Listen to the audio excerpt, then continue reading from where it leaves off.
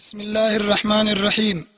الحمد لله الذي جعل أبناءنا أحلام الماضي الغابر وسعادة الحاضر العابر وآمال المستقبل السائر، والصلاة والسلام على نبينا محمد المربي الماهر وعلى آله وأصحابه التابعين لهم بالهداية الباهر في الباطن والظاهر.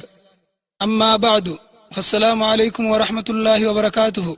وبلين إسلاما متدرين إرقاخي خارا واي قدس إلماني إسلامني أكمت إلمان قد فتوانجو قام قدسو قفوصون تين بيكم سساني عقلي ساني سمو ساني كم قدساني وانجو جيچو.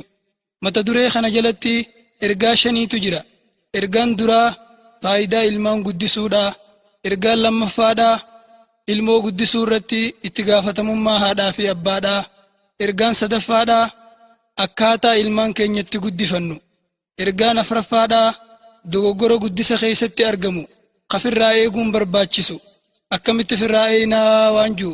Ergaan shanaffaadhaa mirga daa'immanii fi naamusa isaanii. Ergaa shanan kanaatu jala jira jechuudha. Obboleeyyan Islaamaa, wanni inni mata duree kana isinii fileef rakkooleen hawaasa Islaamaa keessa jirtu ta irra guddoodhaa boodatti hafummaa guddisa ilmaaniiti. Ammas wanni niin ergaa kana fileef kaasita dabre keessatti waa'ee fuudhaa fi heerumaa waan dubbanneef jecha namni yoggaa fuudhe gara ilmaaniitti waan tarkaanfatuuf jecha ilmaan akkamitti islaamni guddifataa waan jiru kana isinii file jechuudha. Ayyuhal aabaa'u wal ummahaat, yaa haawwan keenya, yaa abboota keenya, awlaadunaa akbaadunaa wa thamaratu fu'aadinaa, ilmaan keenya jechuun midhaan onnee teenyaati. Wa sa'aadatunaa wa farxatunaa, milkii fi gammachuu teenya. Wacaxiru hayaatinaa, urgaa jiruu teenyaati. Waqurratu aayuninaa, gammachuu ija teenyaati. Wahumu zikraa lanaa bacda mawtinaa, yaadannoo eega duune duniyaa irratti dhiifannu jechuudha. Obboleeyyan Islaamaa, Rabbalaalamiinni Quraana keessatti kiniju almaalu walbanuuna ziinatul hayaati duniyaa, qabeenyaa fi ilmaan faaya jiruu duniyaati.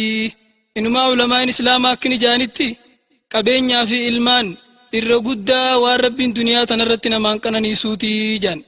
Maaliif yoo jenne li'anna cizza duniyaa bilmaali walwalad, kabajaa jireenyaa argachuun duniyaa tanarratti qabeenyaa fi ilmaaniinii jaan. Wasaaxibul maali laa taktamilu sacaadatuhu illaa bilwalad, abbaan qabeenyaa raahaan qabu yoo ilmaan qabaate malee. Walow malaka cabdun duniyaa bixazaafiirihaa laxtaaja ila alwalad لأن في نفس البشرية وحشة لا يقتلعها إلا الأنس بالولد. علمنا ما دنيا تنكم إسين جرتوت أسو أرغتي علمو قباتشو فدا علمو رادرو من دندو جان. مالي فيو جنة لبونا ما تنخيستي كو أمما تكاجرة أمنما تكاجرة مكومة كوجرة قواني إسين مرة بك آسان جرة علمو أرغتشو تاتي ملي قإلمو ملينا مرة مباني جان.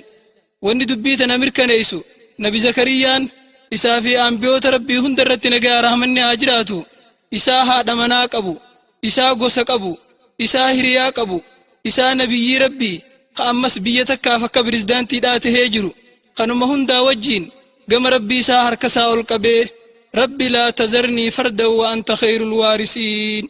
يا ربي خيا قبانا ديسني الرجالا نمنا مدالوسه يا ربي المونا دالتنا خني جي خدتيجو. وبلين إسلاما ilmoo jechuun kennaa rabbiiti. Badhaasa rabbiin abbaa fedhe badhaasu. Ilmoon dhiiras taatus dubartis taatu. Rabbalaalamiin nikniju quraana isaa keessatti yahabu liman yashaa'u inaasa wa yahabu liman yashaa'u zukuur. Rabbiin abbaa fedheef ilmaan durbaa kenna, abbaa fedhe immoo ilmaan dhiiraa kennaafi. Ow yuzawwijuhum zukuraanan wa inaasa, abbaa fedhe immoo durbaa fi dhiiraas wal keessa kennaafi. ويجعل من يشاء عقيما إنه عليم قدير. أبا فد ربي نمو مسينا دلقدا ربي وهنداو بيخادا وهندرتو دنديادا. يا هاوان كينيا، يا أبوت خينيا، اسألوا نعمة الأولاد من فقدهم.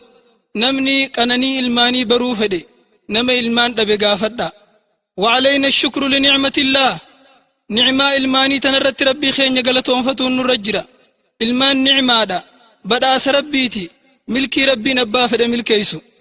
هاتم من توتا عائشة ربي سيرها جالتو Hoggaanii fi namni ollaa isii yookaan namni fira siidhaa ilmoo argate yoggaa mana san dhayxe ilmoon tun gurbaadha moo intalaa jetteen gaafattu wanni isiin gaafattu guutuu taatee uumamtee jechuma qofa gaafatti yoggaa jaaniin taquulu alhamdulillaahi rabbil aalamiin rabbii keenyaaf galanni haa ga'u jettee rabbii siidhaa faarsiti akkasitti obboleeyyan islaamaa ni'maa ilmoo irratti rabbii keenya galatoonfatuun nurra jira jechu yaa abbootii teenya yaa haawwan keenya beekuun nama hundaani mala faayidaa ilmoon duniyaa tanarratti qabdu namni hundi beekuun ni mala ittiin booharuu ittiin gammaduu si gargaaruu kana namuuni beeka taha jechu dhiiroo mee faayidaan ilmaanii duniyaa qofarratti ni gabaabbattiisa laa wallaahi thumma laa lakkii kana qofarratti hin gabaabbattu عن أبي هريرة رضي الله عنه قال قال رسول الله صلى الله عليه وسلم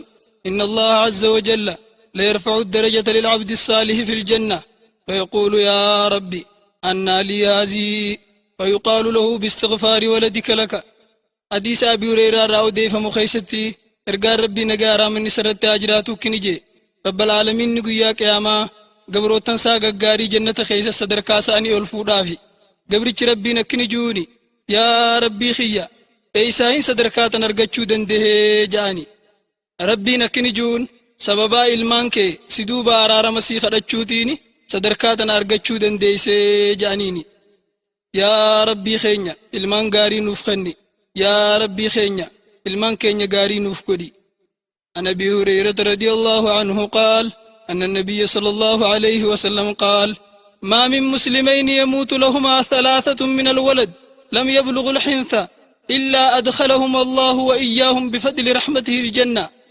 حديث أمس أبي هريرة راو ديف مخيستي إرقار ربي كنجي نما مسلما لما آدا في أبا المون إساني نمسدي تكاهو نمني لما رادوتو يو ربين جنة إسان نكملين تانيجي قيا قياما إلمان سنين جنة سينا جانيني لكي نتي جنة سينو أنغا آدا أبان كين يدفنتي جانين إجول سينا لكي هن سينو إجول سينتني لكي هن سينو مي أبوتين تينيهوي جانين فيقال لهم ادخلوا الجنة أنتم وآباؤكم إسني في أبوتين تيسنس ولين جنة سينا دا جانين وعن معاذ بن جبل رضي الله عنه قال قال صلى الله عليه وسلم بخ بخ لخمس ما أسقلهن في الميزان لا إله إلا الله وسبحان الله والحمد لله والله أكبر والولد الصالح يتوفى للمرء المسلم فيحتسبه وبلين إسلاما حديث معاذ المجبل ديسو خيسة ترقار ربي كنجي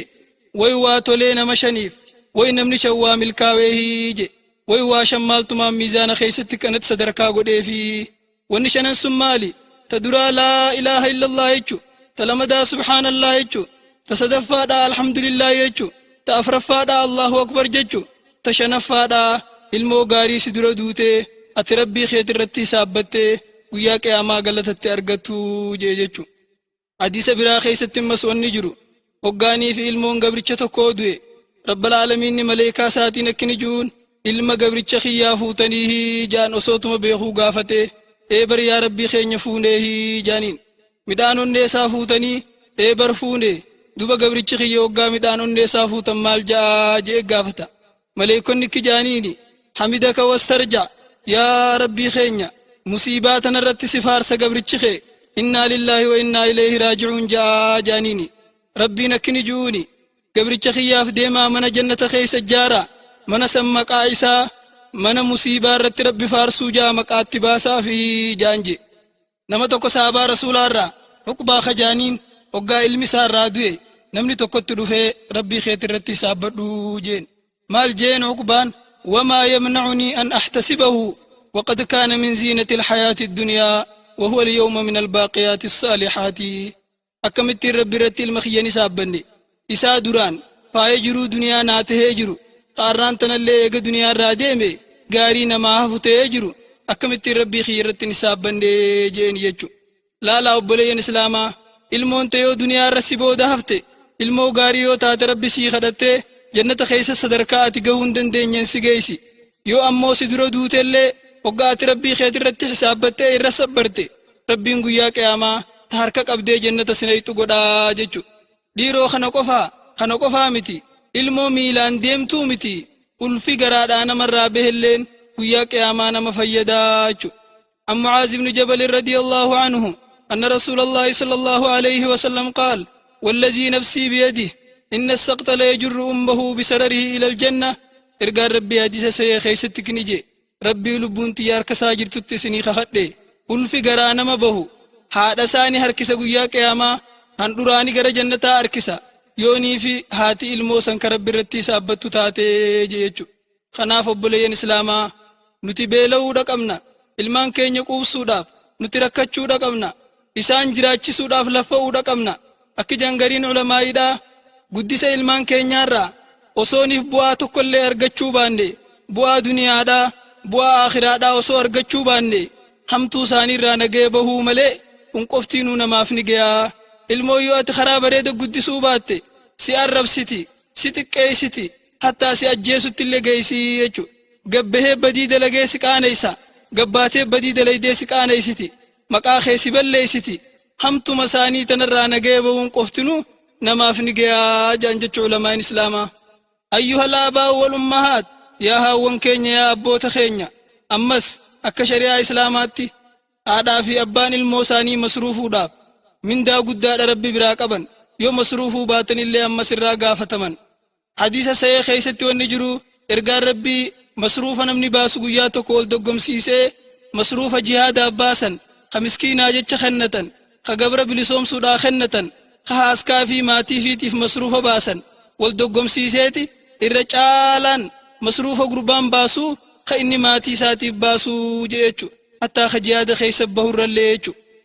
ammas sahaabaa rasuulaa keessaa namni tokko ka ummi salamaa jaaniin ergaa rabbii dhufeeti yaa ergamaa rabbii ilmaan kiyya kana masruufuudhaaf galata rabbiirraaniin argadhaayi jennaan nabiin alayhi salaatu wassalaam akkana jeeni na'am laki fiihim ajrun maa anfaqti alayhim hanga ilmaan kee masruufte sawaaba argattaa jeeni jechu. ammas akkanuma namni tokko abdallaa ibn amr ibn al-aas jaaniin dhufee gaafii takka isa gaafate beeytal maqdis kana biraan ibaadaadhaaf baatii takka taa'uu fedhaa jennaan maatii keetiif qallaba dhiifteehi jeen maatii keetiif masruufa dhiifteehi jennaan lakkii humaan dhiifneefi jeen akkas taatu deebi'i deem maatii keetii masruufa kenni an ergamaa rabbiin hin dhageeysaa juu kafaa bilmar'i isman an yudayya'a man yaquut diliidhaaf namaa ni gayaa nama dhihana sirraa qabu hadiyyoomsuunuu namaa ni gayaa isaa juun dhagee deemii ilmaan keetiif qallaba geeysii jeen jechu. obboleeyyan islaamaa akkuma haala namaatti nama kana hundaa'u osoo gaafanne abbaa fi haadhas nama hunda silaa gaafanne maaliif mana kee dhiiftee manaa baate maaliif akka cinqatta maaraa haatee rakkiftee osoo gaafanne hundi namaatuu deebisaan isaa tokkuma ta'a min ajli abnaa'inaa ilmaan kiyya guddifachuuf jecha ilmaan kiyyaaf jecha ja'a jechu. obboleeyyan islaamaa itti gaafatamummaan guddisa ilmaanii namni isin irra jirtu sadarkaa duraatti haadhaa fi abbaadha. ulamaa'in islaamaa akkini jaan rabbiin guyyaa qiyaamaa haadhaa fi abbaa ni gaafata waa'ee guddisa ilmaaniirraa osoo ilmaan haadha abbaa keessaniin maaliif tolan oolinii jechuurraa hin gaafanne maaliif yoo jettan akkuma haadha abbaan ilmaan irraa haqa qabanitti ilmaanis haadha abbaa irraa haqa qabanii haqa kanarraa ka dura jiru haqa ilmoon haadha abbaa irraa qabduu jechu. nabiin keenya alayhi salaatu wassalaam akkini jee waliwaladika alayka haqqaa ilmaan keetis haqa sirraa qabanii jee jechu. kanaaf rabbiin guyyaa qiyaamaa osoo ilmaan hin gaafanne waa'ee ilmaanirraa haadha abbaa gaafataa jechu. ammas guddisni islaamaa dameedhaa miti bu'uura ijoo hujiidhaati dirqama nama islaamaa hundaatii jechu. maaliif yoo jettan ijoolleen haadha abbaa biratti galfata haadha abbaa biratti amaanaadha qalbiin isaaniillee qulqulliidha waan haadha abbaan itti waraaban waan haadha abbaan itti barreessan qeebaltii yoo kheyrii itti galmeeysaniis yoo sharrii itti galmeeysaniis jechu. gariin ulamaa'iidhaa akkini jaan aqliin ijoolleedhaa akka dhoqqeedhaati akka horofaati haadha abbaadhaaf akka fedhanitti dhandhoonuun isaaniif tahaa gara fedhan deebisuu dandeenii ammas qalbiin isaanii akka waraqaa adiidhaati haati waan feetetti katabuu dandeeysii jaan. ragaan kanaa jecha ergamaa rabbiiti alayhi salaatu wassalaam kullu mawluudin yuuladu ala alfitra wa innamaa abawaahu yuhawwidaanihi oo yunassiraanihi oo yumajjisaanihi rawaahu albukhaariyyu.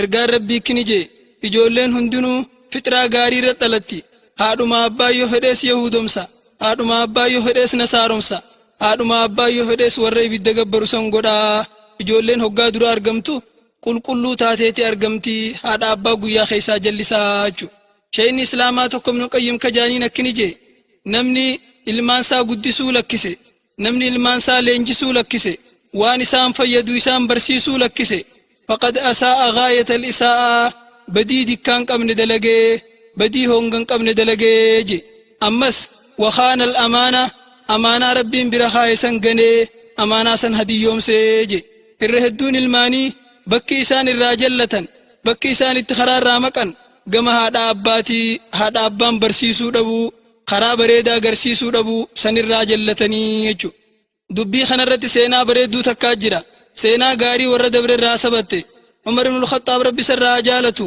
namni tokko gaaf tokkotti dhufeeti ilma khiyyaatu caaqiinatti jee himate Umar ilma isaa dhiyeessee maaliif abbaa keetitti caaqii taataa jee gaafate ogguusan ilminii sakki jeeni yaa amiira muumintootaa ilmoonoo haadha abbaarraa haqan qabduu jeen amirri muumintootaa na'am ni qabdi jeen jechu maali mee haqa ilmoon haadha abbaarraa qabdu naa himi jeen haqni ilmoon haadha abbaarraa qabdu gaafa fuudhu san haadha isaa filee fuudhuudha maqaa bareedaa isaa baasuudha waa isa barsiisuudha diin islaamaallee barsiisuudha jeen hoggaa kana mucaan akki jeen yaa amiira muumintootaa abbaan kiyya waan kanarraa takkallee hunaan goonee jeen ummaatiyya yoo taate gabra warra ibidda gabbaruu fuudhe maqaa kiyyallee maqaa namni umrii tiyya hunda keessatti naan arrabsuu boombii wasaqa lafarraa harkiftu na baasee jeen ammas akkanumaa wajjiin kitaaba rabbii irraa harfi takkallee nan barsiifne jeen Umar hoggaa kana gurbaa kana millatee aaqummaa ilma keetiiti himachuu dhufte ka duraan itti caaqii taatee jirtu ka isatti balleessitee jirtu osoo ilmi keessatti hin balleessinii jeen jechu obboleeyyan islaamaa ummanni gaggaariin nuun dura dabre san ilmaan isaanii guddisuu irratti akkaan bololan gaaf tokko yeroo mootichi Mansuur Jaaniin biyya bulchu keessatti warra hidhaa jiru hidhaa gayyaasanii irra rakkoon irra cinqii waan mana hidhaa kana keessatti gaashiree kana karshallee kana keessatti isin irra dabree maalii jaanii gaafatan deebisaan namni hundinuu kennee ilmaan keenyaan addaan ba'uudha guddisa ilmaan keenyaa dhabuusanii jaaniin obboleeyyan islaamaa namni ilmaan isaa yoo diin irra guddisuu lakkise yoo barsiisuu lakkise wallaalumti qoftiin kaayoo isaa balleessuuf ni gaya jiruu isaa diiguudhaaf ni gaya jaan ulamaan islaamaa seenaa ta dabarte san fakkaattu yoo ta sanirra nama ajaa'ibsiiftu shayni islaamaa tokko Abuu Hafsil Beekandii kajaaniin gaaf tokko namni tokkotti dhufee ilma kiyyaan na dhawee jeen shayni rifatee subhaanallah al-ibnu yadribu abaahu ilmaatu abbaa rukutaayii jee gaafate wallaahi ilmi kiyya na dhehee akka malee na laaleessee jeen shayni gaafii isa gaafatee ilma kee kana naamusa diin barsiiftee jeen hin barsiifne quraana hoo qaraasiftee hin qaraasifne wanni inni hojjetu hoo maalii yennaan qotee bulaadhaa jeen yoggaa kana shaynikki jeen duboo ilmi kee waan si dheef ni beeytaayii jeen hin beeku wallaahi waan inni na dheef jeen dhagay gaanaa siimaa waan inni si dheef ganama yeroo mucaan bobbaa deemu isaa harree yaabbatee deemu kadiboonni dura yaa'u kasareen isa booda deemtu silaahuu gaa quraanan barsiifne isaa weeddisaa wallisaa deemu walleen ati dura baate mucaan gaa loonuma yaasu san si seeti si dhawe shukrii rabbiitu sirraan dhumtu alhamdulillaahi jii kamataasin baqaysin kamataasin fottoysinii jeen akkana jechuun kun dibichaa wajji garaagarummaan qabu loon sanii wajjin garaagarummaan qabu jechu obboleeyyan islaamaa ilmaanii fi guddisuun ilmaan fi diin barsiisuun irra guddoo waan haadha abbaan ilmoo godhaniiti irra caalaa sadaqaa haadha abbaan ilmoo irra sadaqataniiti jan akka jan ulamaan islaamaa ilmi namaa tokkolleen namni isarra gaarii ta'uuf hin hawwu namni isa caaluuf hin hawwu yoo ilmaan qofa taate malee ilmaan kee qofa sii ol ta'uu yaadde malee nama biraa akka sii ol ta'uu fedhiin qabu jan ilmi namaa كيف نربي أولادنا تربية صالحة أكملت المان كينيا قدس غاري قدفنا قدس بريدا كم قدسنا غافين كوني غافي هذا في أبايا تشسو قبو أكسمت برسيسو إسلام اللي تشسو قبو صدركا دراتي قدس غاري قوراف نختار الزوجة الصالحة والزوج الصالح نيتي غاري في الجورة يواو قربا غاري في الجورة تركان فين درا الجنون درا خنته قبايشو أكجان هيون إسلاما ijoollee guddisa islaamaa guddisuun bakki irraa eegalamtu osoo ijoolleen hin argamin dura amaddii dam dura haadhaa fi abbaa nama haadha gaarii ta'u nama abbaa gaarii ta'u argamsiisuudha jaan. Ergaan rabbii nagaa raamanni sarratti haa jiraatu kiniju fasfar bizaati diini nama diin qabu milkoomi nama diin qabu filadhuu ja. Hadiisa keessa wanni jiru namni diinii fi haala amala gaarii qabu waggaa isinit dhufe fuusisaa itti heerumsiisaadha jechuu jira. Maaliif yoo jettan namni waan hin qabne namaa kennuu hin danda'u. Dhaloota gaarii argamsiisuudhaaf niitii gaarii filachuun namarra jira, gurbaa gaarii filachuun namarra jira jechuu. Tarkaanfiin lamadaa subhaanahu wa ta'aalaa rabbii keenya kadhachuudha ilmoo gaarii akka nuuf kennu jechuu. Osoo ilmoon argatin Nabi Ibraahim nagaa raamanni sarratti haa jiraatu akkana jedhee du'aa godhachuu ture. Rabbi hablii minas saalihiin yaa rabbi ilmoo gaarii naa kennii jedhee du'aa godhachuu ture. Nabi Zakariyaan nagaa raamanni sarratti haa jiraatu ربي هب لي من لدنك ذرية طيبة إنك سميع الدعاء يا ربي خيا ilmoo gaarii na badhaasi ilmaan gaarii na badhaasi ati du'aa namarraa qeebaltaayii jee kadhachuu ture. Nabiin keenya alayhi salaatu wassalaam karaa ilmoon itti gaarii taatu karaa ilmoon itti toltu hegere fuuldura karaa ilmoon itti toltu waggaa dubbatu kana jaa law anna ahadakum izaa ataa ahlahu osoo tokkoon keessan waggaa warra isaatii wajjii wal qunnamtii godhu je'e بسم الله اللهم جنبنا الشيطان وجنب الشيطان ما رزقتنا يا ربي خينيا شيطان نرى فقيسي ilmoo nu razaquu teessu irraayis fageessii osoo jee ilmoon isaan jidduu argamte shayxaanni hoggu takkallee ilmoo san hin dararuu akkana jechu nabiin keenya alayhi salaatu wassalaam. Amma seenaa ajaa'ibaa takka taasitti kaafamuu qabdu namni maqaa siidhaa Ummu Suleym jaaniin gaaf tokko ilmi sii duraa duunaan ollaa sii hunda walitti qabdee du'a ilma kiyyaa kana nam tokkolleen abbaa mana kiyyaatiif akkan himnee jetteen hangaanan itti himutti mucaa dhiixee kafantee mana keessa bakka takka keeyse. Yoggaa abbaan manaa dhufe akka gaariitti tolfattee abbaa mana siitii wajjiin nyaata nyaachiftee fedhii isaa hunda yoggaa guutteef mee gaafiin si gaafachuu fedhaa jetteen. Osoo namni ollaa keenyaa tokko ergisaa takka aariyaa takka nu kennee ergisaa san naa kennaa jee gaafate aariyaa san diduun ni taatii jettee gaafatte. Akkami waan namarraa fuudhan itti diduun taatii jeen. Akkas taatu ilma kee kana rabbii guyyaa duraaniitis sii kenne ammas rabbiin aariyaa isaa fudhate galata isaa rabbi irratti isaabbadhu jetteen. Akka jeen duuba Abuu Xalhaan hangaan waa hunda si hojii laaqqadhu na dhiiftee ammaan tana natti himtaayii jeen. Ganama yoggaa nabii keenya bira alayhi salaatu wassalaamii dhaqu ergaan rabbii gaafatee eda aruuza seentanii jeen.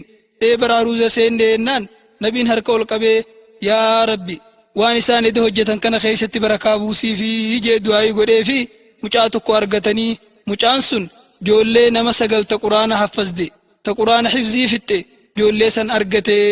Hadiisa kanarraa wanni fudhannu edaan ilmoo haadha abbaan osoo isiin hin argamin dura halkanii guyyaa du'aa itti godhanii rabbiin gargaarsifachuu qabanii ilmoon isaaniitun gaarii tahuu irratti jechuurraa fudhanna.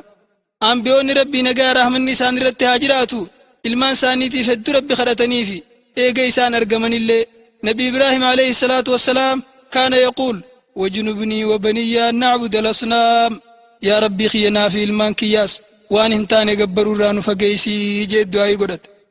Aayata biraa keessatti ammas wanni jiru rabbi ja'alnii muqiima as-salaati wa min zurriyyatii yaa rabbii kiyya anaa fi ilmaan kiyyallee nama salaata kee dhaabu nu godhii jee du'aa godhate jechuudha.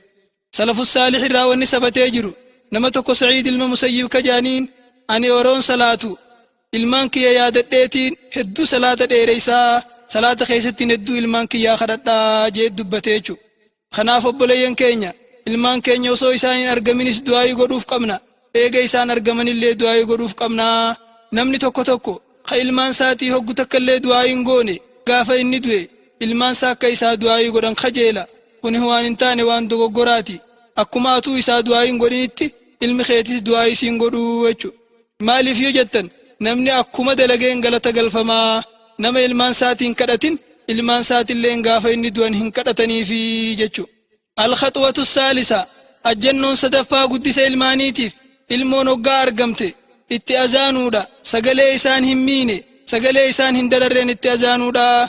Akka hadiisa keessa sabatee jirutti nabiin keenya alayhi salaatu wassalaam gaafa Hasan ilma Aliyyii dhalatee gurra isaa keessatti azaane. Ulamaan islaamaa akkini jaan joollee hoggaa isiin dhalatte wanni itti azaananiif sadarkaa duraatti wanni joolleen dhageessu da'waa shayxaanaa dura da'waa islaamummaa akka ta'uu fi ammas kalimaa shahaadaadhaa ta islaamummattiin seenan ta duniyaa irraa bahaniin mallattoo inni duniyaa tanarra gabbahuudha akka isaa taatuufi jan. ammas azaanni kun ijoollee qalbii keessatti ni faaneysa ma'anaa isaallee yoo beekuu baatte ammas wanni inniif keessaa qabu edaan jiruun ilmi namaa duniyaa tanarra jiraatu akkuma azaanaa fi qaamaa idduutii ijoollee hoggaa isiin dhalattutti azaanan hoggaa isiin duniyaa irraa deemtu itti salaatan edaan jiruun duniyaa jiruu akhiraa biratti akkuma azaanaa fi salaata idduutii jechuu keessa jireechu.